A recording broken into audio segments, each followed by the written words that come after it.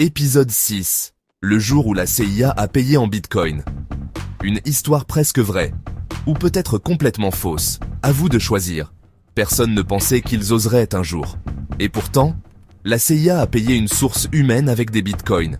Pas un virement, pas un compte offshore, pas une valise dans un hôtel de Nairobi. Non, un wallet anonyme, créé depuis une cabine téléphonique bricolée à Bucarest. Un transfert fait depuis une adresse Tor. Et une promesse, tu recevras les fonds. Si tu disparais, ta famille les recevra aussi. Partie 1. Le problème avec l'argent. L'argent liquide a une empreinte. Les virements sont surveillés. Les valises attirent les caméras. Alors, il fallait un nouveau canal. Un canal sans visage, sans frontières, sans origine. En 2010, les agences du monde entier s'amusent encore avec les nouveaux jouets du numérique. La NSA espionne Google. Le Mossad fait des cyberattaques. La DGSE injecte dans des forums. Et la CIA, elle veut expérimenter les crypto-monnaies. Partie 2. L'opération Midnight Torrent. Son nom ne figure dans aucune base de données. Même ceux qui ont bossé dessus ne savent pas qui l'a lancé.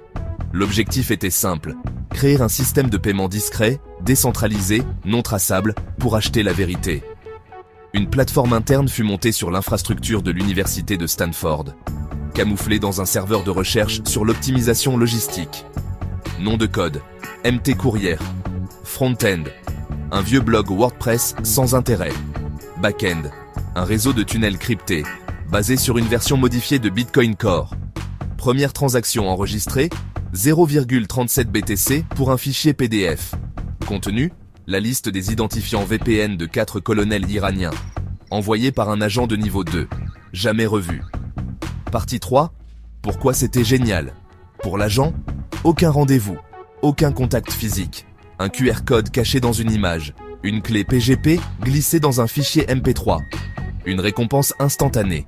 Pour la CIA, pas de traçabilité bancaire, pas de lien avec un pays, une deniabilité parfaite, une efficacité chirurgicale. Et surtout, une méthode de recrutement mondialisée. Tu veux balancer un ministre? Tu veux trahir une agence? Tu veux te venger d'un supérieur? Balance l'info. Récupère tes coins. Disparaît. Partie 4. Le bug dans le système. Mais ça, c'était avant l'erreur.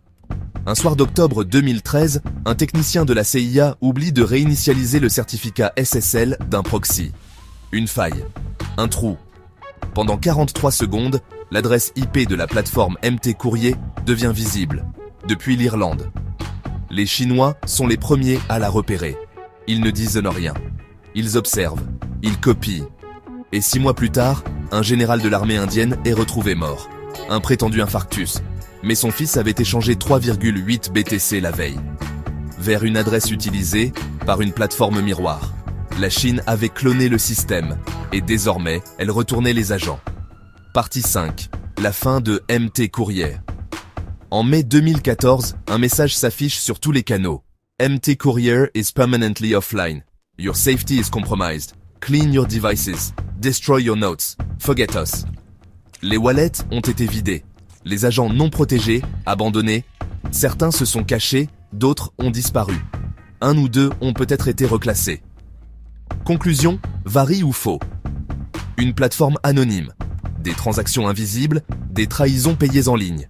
Est-ce que ça s'est vraiment passé? Est-ce que la CIA a vraiment payé en Bitcoin? Et si oui, est-ce qu'elle le fait encore? Vrai ou faux? À vous de choisir. Prochain épisode, épisode 7. On ne démissionne pas des services secrets. Et si l'espion que vous étiez ne pouvait jamais redevenir un civil?